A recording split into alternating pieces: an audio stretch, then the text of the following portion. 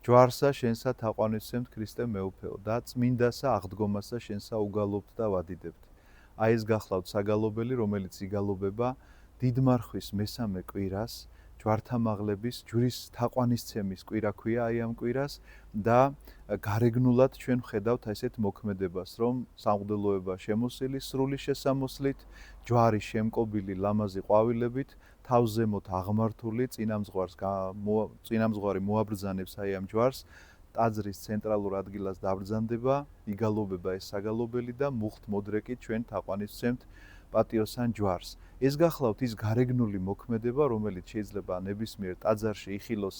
მორწმუნე ადამიანმა, ვინც დაესწრება ცისკრის მსახურებას, ჯვრის თაყვანისცემის ცისკრისა,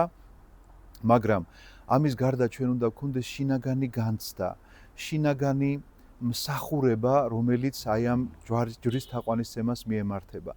რადგანაც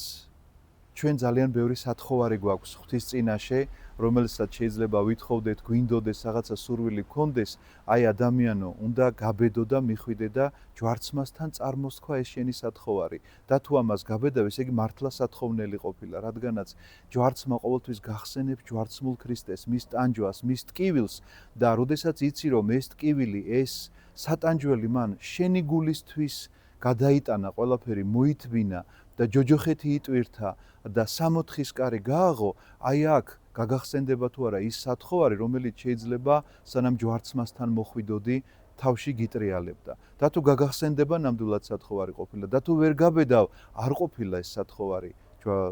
ჯვარცმის წინაშე, რასაც ვერ გაბედავ, ის სათხოვარი არ ყოფილა სათხოვარი და ასე რომ შენი შინაგანი მსახურება სწორედ ამით იქნება გამოხატული, რომ მოინდომებ, გაიმეორო და იცხოვრო ისე, როგორც ქრისტემ გიანდერძა, რომ მან სიყვარულის გამო გააკეთა ეს, უყვარდა ადამიანი და შენ შეიყვარო, მან პატიება შეძლო კაცობრიობისთვის, სოდვების მიტევება შეძლო და შენც აპატიო, ის რომ ცხოვრების წესი გქონდეს ასეთი და როგორც ნამდვილმა ჭეშმარიტმა ქრისტიანმა და ქრისტეს გულში მატარებელმა და არა გარეგნულად მხოლოდ ამსახურების აღმასრულებელმა, ესე განვლო ეს ცხოვრება სიყვარულით და პატიებით და ეს იქნება ნამდვილი და ჭეშმარიტი თაყვანისცემა პატიოსნისა და ცხოველმწყობელისა ჯვრისა.